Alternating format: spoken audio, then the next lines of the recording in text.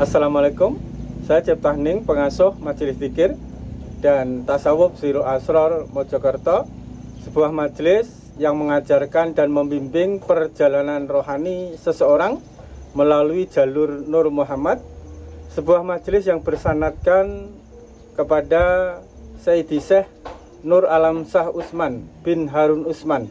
Beliau adalah salah satu murid daripada Sayyidi Syekh Kiai Haji Muhammad Zaini bin Abdul Ghani, guru sekumpul Martapura.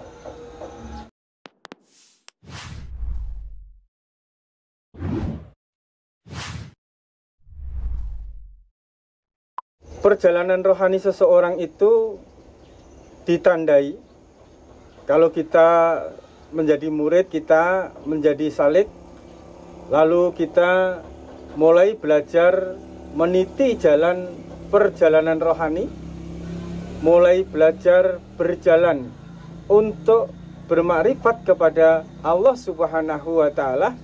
Langkah awalnya adalah berbaiat dan talqin kepada seorang mursyid atau kepada seorang guru.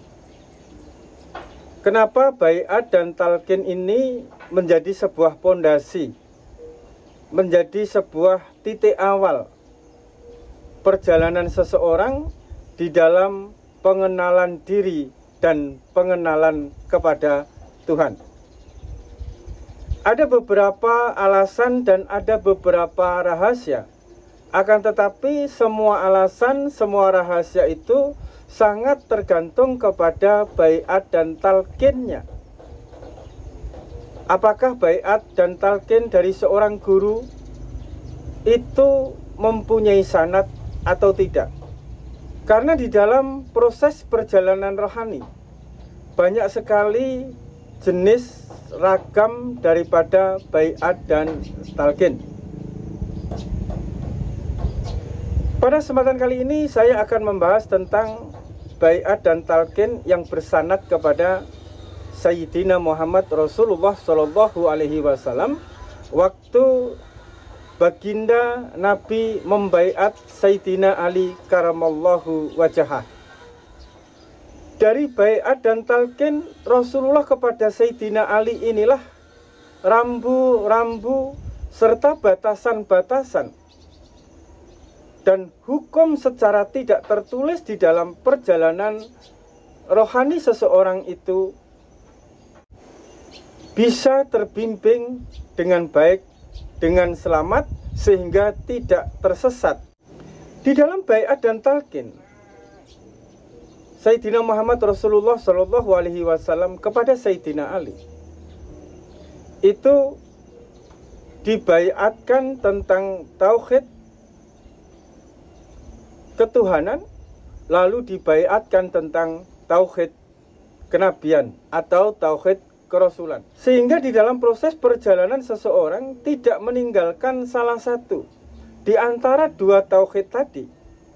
Karena apabila di dalam proses perjalanan rohani seseorang meninggalkan salah satu dari dua tauhid tadi, niscaya dapat dipastikan perjalanan rohani seseorang itu berada di dalam kesesatan.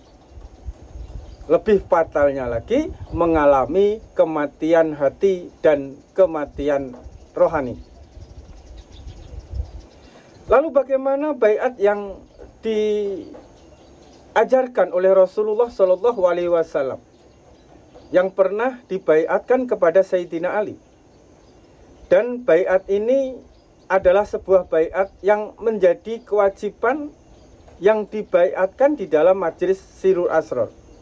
Karena sanad Majelis Sirul Asror ini tersambung kepada para guru hingga kepada Rasulullah Shallallahu Alaihi Wasallam, sehingga tidak ada ajaran perjalanan rohani yang menyimpang dari apa-apa yang telah diajarkan, dari apa-apa yang telah dicontohkan, dari apa-apa yang telah menjadi tautan hati, menjadi pertalian rohani jamaah Sirul Asror dengan para guru hingga sampai kepada Rasulullah Shallallahu Alaihi Wasallam. Rasulullah Shallallahu Alaihi Wasallam di dalam membaiat Sayyidina Ali itu mengandung kalimat tauhid ketuhanan dan kalimat tauhid kerasulan. Di dalam baiat itu Sayyidina Ali disuruh untuk memejamkan mata, lalu membaca kalimat La ilaha illallah, La ilaha illallah, La ilaha illallah 3 kali di dalam hati dengan keadaan memejamkan mata. Lalu setelah membaca di dalam hati kalimat tauhid ketuhanan dengan keadaan memejamkan mata, Sayyidina Ali disuruh untuk membuka mata sambil mengucap di dalam hati Muhammadur Rasulullah. Jadi di dalam baiat itu, di dalam mengucap La ilaha illallah, La ilaha illallah, La ilaha illallah 3 kali dalam keadaan mata terpejam, sehingga gelap, sehingga tertutup pandangan kita kepada dunia ini dan alam semesta ini. Lalu dengan membuka mata Muhammadur Rasulullah, dengan Muhammadur Rasulullah maka dunia ini nyata, dunia ini ada, dunia ini tersaji, dunia ini bisa dilihat, bisa dinikmati, bisa dipandang, bisa dirasakan, bisa diresapi, dan lain sebagainya. Hal itu terjadi karena Muhammadur Rasulullah. Lalu apa rahasia di dalam 2 kalimat tauhid ini di dalam baiat? Sesungguhnya keadaan daripada La ilaha illallah itu sesungguhnya adalah keadaan yang kosong. Belum ada apa-apa, belum ada siapa-siapa, sehingga Allah sendiri belum tersebutkan, belum ada yang menyebut, dan belum ada yang disebut, belum ada yang dikenali, dan belum ada yang mengenali.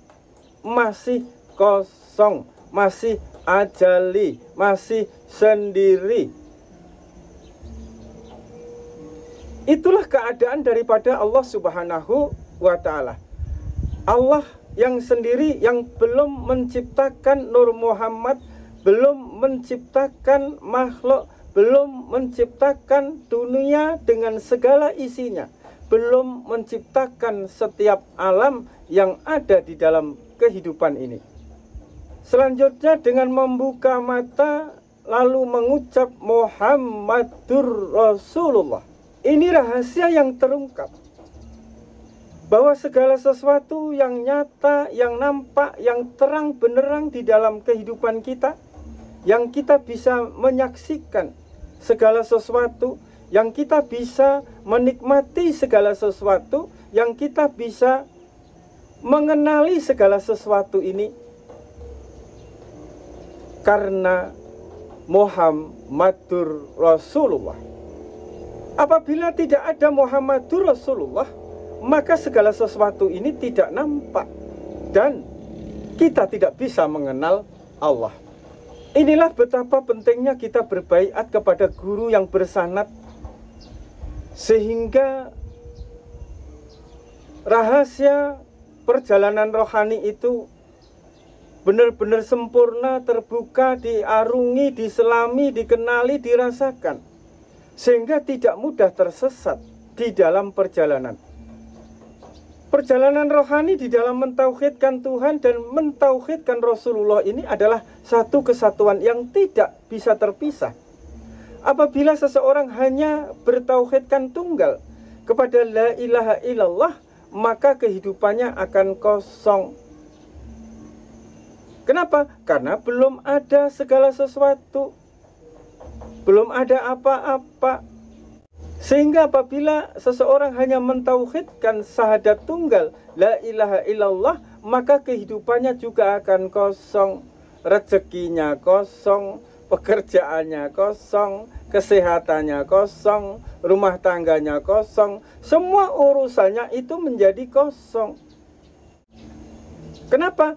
Karena dia hanya bersyahadatkan kepada sesuatu yang bersifat kekosongan, sesuatu yang menggambarkan keadaan di dalamnya itu tidak ada apa-apa. Hanya ada Allah yang belum bisa disebut,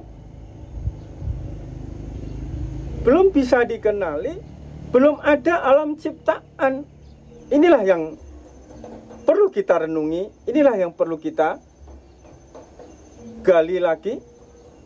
Apakah benar-benar perjalanan rohani kita itu sudah benar, atau perjalanan rohani kita itu tersesat karena minimnya ilmu kita, minimnya literasi pengetahuan kita tentang ilmu rohani, sehingga yang tersaji adalah ilmu tauhid, dan yang lebih fatalnya lagi adalah hanya mentauhidkan tentang la ilaha illallah, akan tetapi tidak mentauhidkan Muhammadur Rasulullah. Seseorang yang hanya mentauhidkan la ilaha illallah, kehidupannya pasti keluar dari alam cahaya menuju alam kegelapan. Tidak ada siapa-siapa dan tidak ada apa-apa, kosong yang abadi.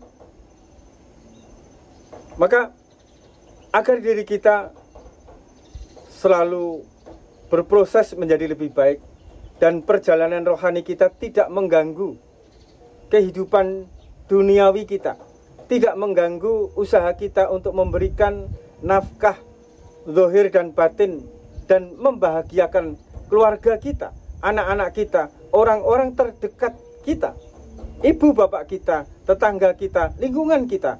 Marilah kita tetap di dalam dua kalimat syahadat itu berjalan seiring. Syahadatkan dulu asyhadu anna Muhammadar Rasulullah sebagai jalan untuk mentauhidkan la ilaha illallah.